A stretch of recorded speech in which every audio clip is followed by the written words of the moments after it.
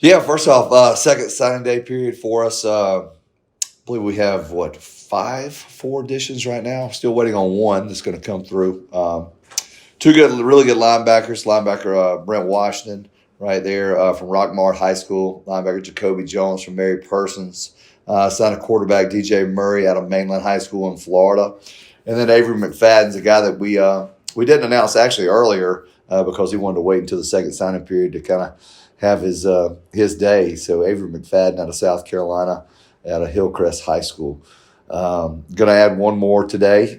Still waiting just on the NLI, and that should be coming through pretty soon. Going to be an addition to our defensive line, which will be a big addition for us. Really excited about adding those guys to an already big class that we have. With this day and age of the portal and the high school recruiting, it's ever changing.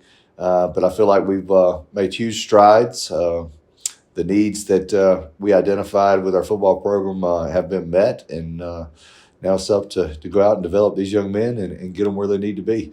I really would like to just read off the names of all our newcomers, if I could, because to be honest with you, sometimes you lose track of them all if you're a fan or whatnot. So I'm just going to go through those guys really quickly, and then we'll go from there. Starting off with C.J. Beasley, running back right there, transfer from Coastal Carolina. Vic Brown right there, defensive end from Louisville, out of Loganville, Georgia, Grayson High School. Jaron Gilmore, cornerback, Tennessee Tech. Dominique Johnson, O-line, high school, of course, Trinity Catholic out of Ocala, Florida. Kyrie Mason, offensive tackle, St. John's Catholic High School, Monmouth College. Austin McGee from Athens Academy. He's a cornerback for us. Jules Ney from Raven Gap, O-line. Ricardo Tarver, wide receiver, Houston County. Dominique Thomas, running back, transfer from Clemson. Lane Waddle, tight end, Greenville Central. Deuce Walker, Salisbury, North Carolina, Salisbury High School. Can play both wide receiver and defensive back for us. Dynamic athlete.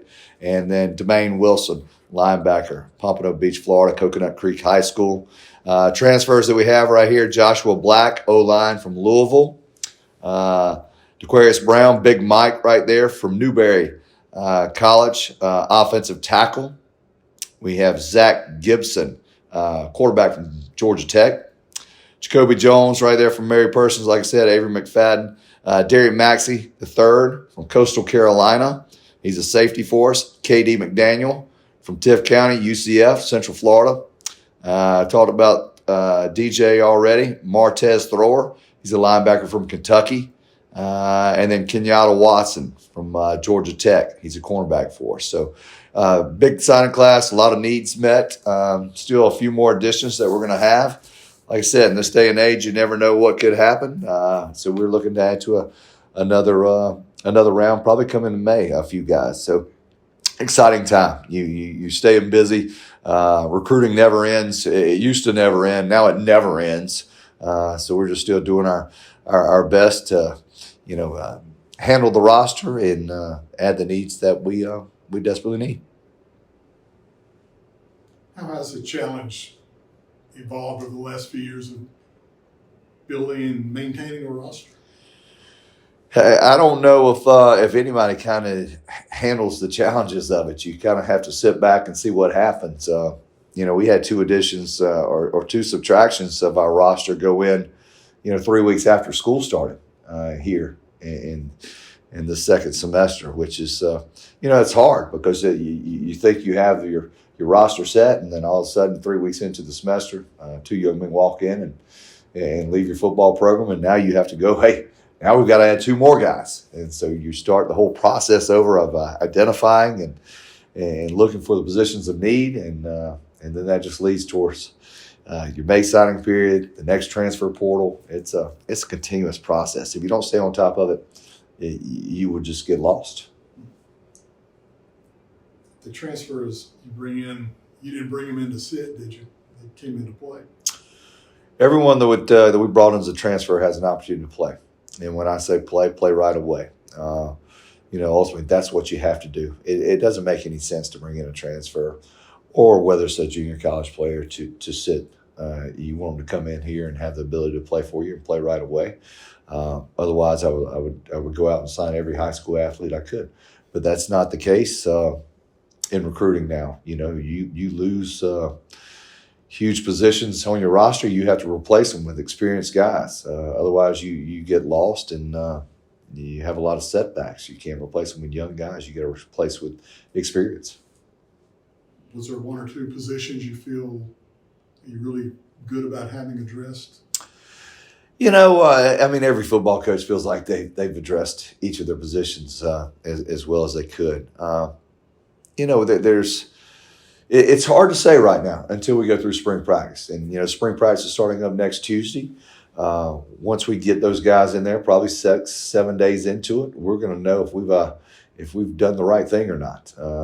I think if you look at our off-season workouts and what we've been through in January, we've really done a nice job, just like we did a year ago. We identified guys that love the game of football, they have passion to play the game of football, they like the work, they like the game. Is truly what you're looking for, and I think everyone that we brought in seems to fit that mold for us. And they've all played and had good experience from their previous colleges.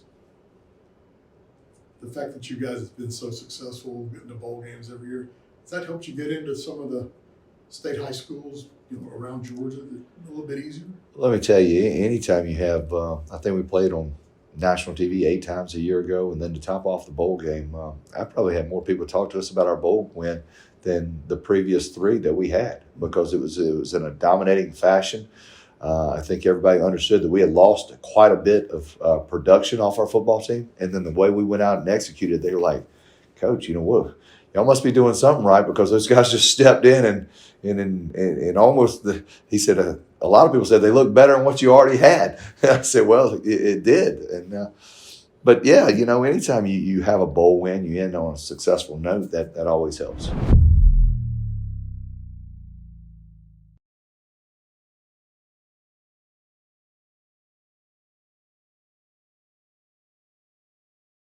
Yeah, spring practice is always a development time period. You get 15 opportunities to go out there. It's an opportunity to identify the transfer that have come in. Are they able to step in there right away and kind of solidify positions that you felt like they could do? And then it's also a time to see those guys that played in that bowl game. Are they going to continue their progress and fight for those positions? It's a good problem to have. Kind of like our last bowl game. Even though we lost some of those guys leading up to it, it got some of those guys that were next year guys ready to play. And then they go out there and show, just what they can provide, just what impact they can make on your football program. And that just boosted their offseason. You talk about confidence. You talk about a guy named, just take Alec Johnson, for example, playing starting center. He's a redshirt freshman, starting center. Goes out there and plays the entire game. Just does a great job. Lamar Robinson, right guard. We just had to finagle. Freddie Brock. Freddie Brock has, 6 carries on the year? He goes in, I think he has 20-plus carries for 276 yards. You don't think he's fired up for this season and to go into spring?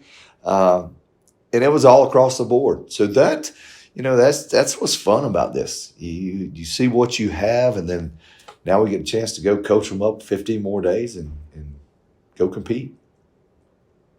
Is this offseason, this spring, kind of mirror what you did last year, the same approach? Yes. A little bit more difficult.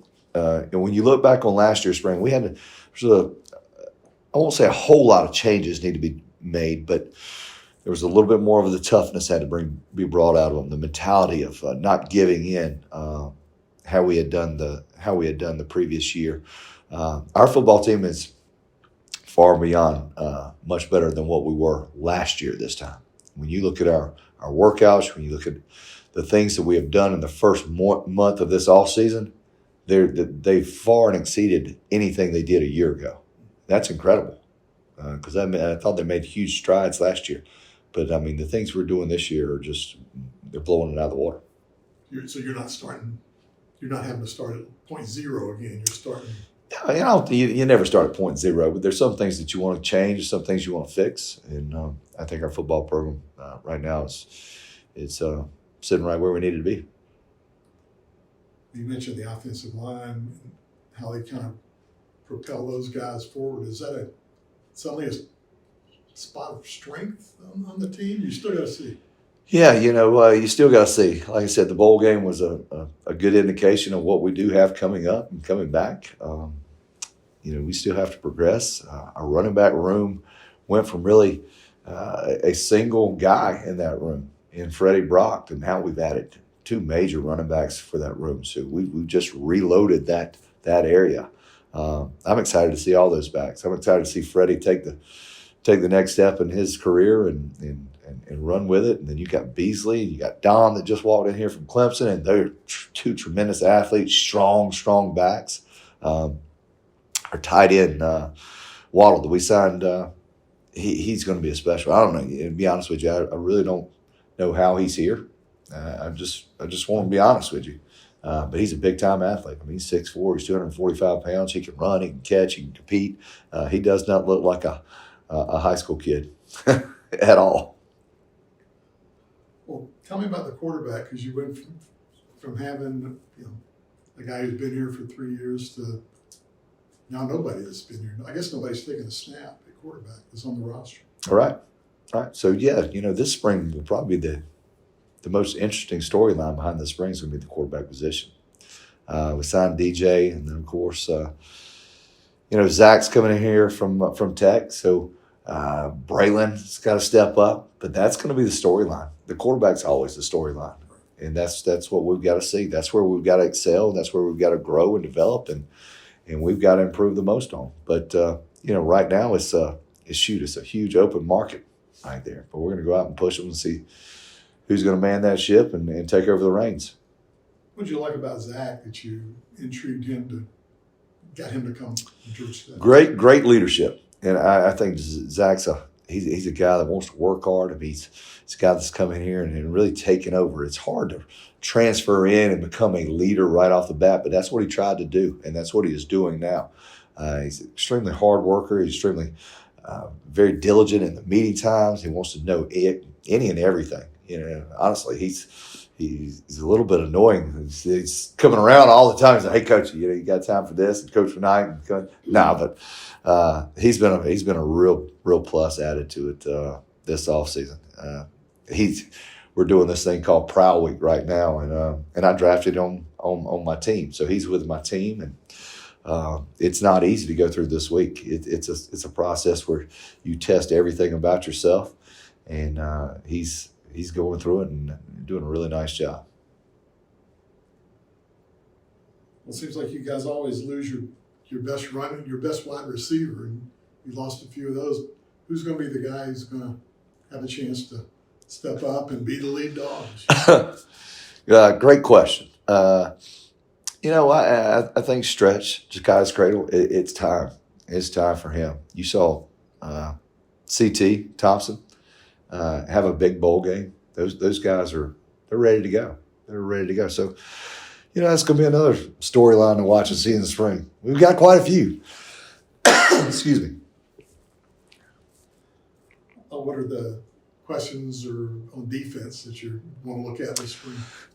Excuse me. We lost a couple secondary guys. It seems like it's always the secondary position that's the most critical. But we got to man some corner spots. We've got some transfers that come in that we feel like we've made really good decisions in that area. It's about them going out and kind of taking control. But we look at some of the guys that are coming back.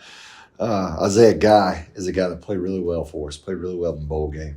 He's going to take another step.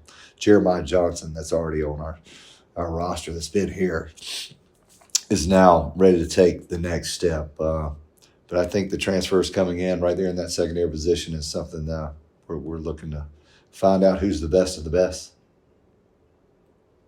Is Swint ready to take a big step this year? I think so. He had to go through all-season surgery on his elbow from the dislocation back in the season, but he should be fine, be back on track, come back in the summer, and be ready to go. think Kevin is probably one of the more dominant forces we have on our team from a mental standpoint and a physical standpoint. And I think he's going to have a tremendous year. Like I said, he's got to get over the injury just like we all do after a big, tough, long season. Even us coaches, we have those injuries during it. But Kevin's got a great mindset. He's been phenomenal since he stepped foot on campus, transferring from Clemson. Couldn't be more proud to have him on our football team and what he brings. At least all your special teams guys are back. Are they? Well, let's see. Yeah, except for our long snapper. Oh, yeah. Lost Seth, but Jack Bernstein, Jack stepped in 2 years ago and was the starter at the long snapper position. He's going to do a great job right there. He probably will give us a little bit better coverage on our punts. He'll man the short snaps as well. Liam Rickman, we've got several kickers that can do a great job. Isaac Coyne, McAllister, kickoffs, all those guys. We've got a stable of kickers. Cade coming back for his second year starting as the punter.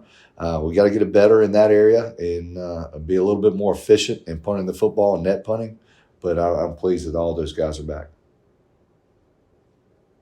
I know spring's a lot of hard work, but I think you enjoy it probably too, don't you? Find some way to enjoy.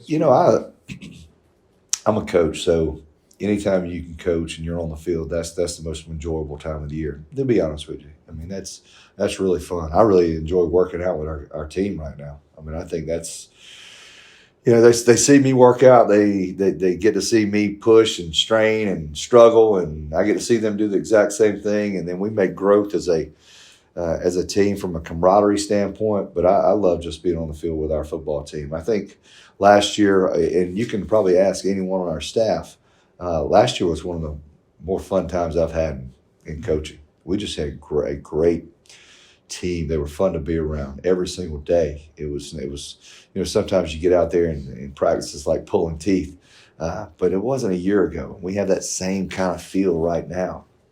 Everyone has the enjoyment of going and doing what they need to do and getting better and pushing themselves, and that's a great feeling to have as a football coach. But that's just hats off to our staff for getting the right guys in here. Now, did you keep the whole staff, or didn't have anybody leave? Corey Peoples left and went to Georgia Tech just here in the last week. To be named later. What's that? He was the player to be named later. Oh. What's that? He was the player to be named later. Oh, yeah, that's right. So he left and to go over to Georgia Tech. So we're in the process of making sure that's handled correctly. You could change the whole playbook around now for the first game. I don't think so. We're still going to do the exact same thing we did. We can invite them back over here for practice. All right. Anything else? No, I'm good. All right. Thank you very much. It seems really awkward because you got back 15 years ago, National Signing Day, especially on that first Wednesday in February, was the biggest day. I mean, you talk about it. I mean, just so exciting. Everybody was on edge. Everybody woke up at 5:30 in the morning, and it's not any less important, but some of the glitter's been taken off of it because of all the changes in college football. But for those young men that we signed today, we're thrilled to death.